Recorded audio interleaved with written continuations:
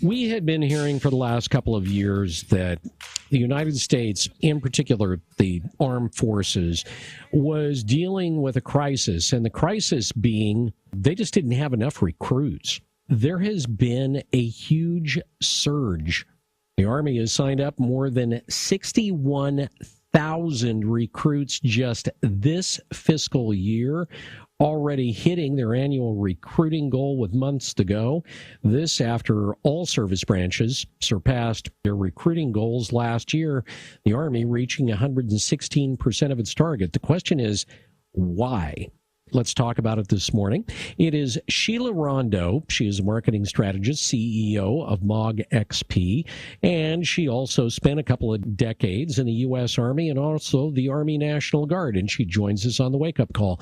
Sheila, thank you for being with us this morning. Thank you for having me. Okay, so we hit a real rough patch, and now over the course of the last year, it appears a lot of young people are deciding that they want to sign up. There are a couple of different reasons, and it's like the perfect storm for the military because they'd really been struggling the last handful of years bringing in new recruits and retention. But what has happened is, one, the military's changed the way they're marketing. They're much more concise in their message, and they're talking more about the mission, where for a while it was kind of a squishy, softer version. And that's not what they gravitate for. And two, so the messaging has gotten a lot better. Two, one of the things or reasons why people serve is to pay for college. And there had been lots of question for years on whether or not there would be loan forgiveness. So the encouragement to serve in order to get college paid for was kind of questionable of whether or not people needed it or wanted it.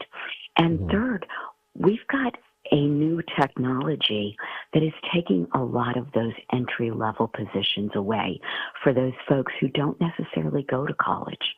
With AI, less of those positions are available now. So you've got three major things happening. Essentially, they're looking at school, college, and a gig. Yes.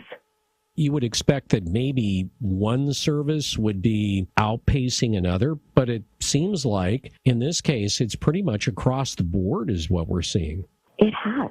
When the recruitment tanked for a while, it was across the board as well.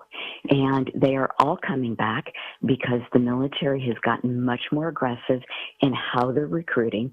They're going to the different methods and channels that most people of that demographic use.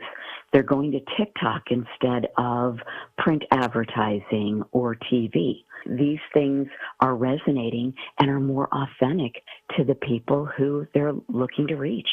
Sheila Rondeau joining us on the wake-up call. Out of curiosity, what was it that led you to join up and spend 2 decades, 6 of it in the Army and the rest of it in the National Guard? College education. I was able to leave college without owing a dime. When you're looking at $100,000 or probably more to get a degree, that all of a sudden begins to look pretty good for a lot of folks. It does. And then you get in there and you realize how much you really learn. It's a different lifestyle. It's not an easy one.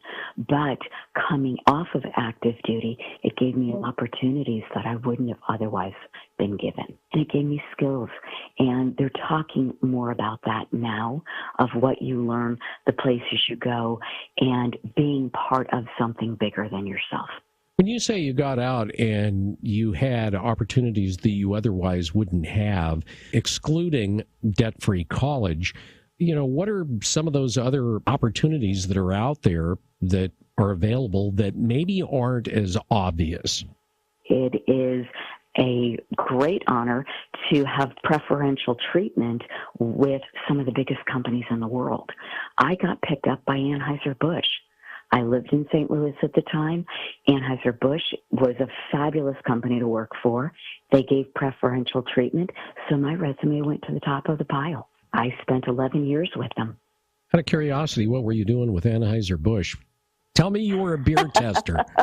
No, but I did run the beer school. You ran the beer school? I ran the mobile beer school. It was a fleet of mobile marketing vehicles that traveled the country to teach people about the brewing process. So yes, I got to hang out with the brewmasters, who are the guys who test the beer. Okay, that sounds like fun.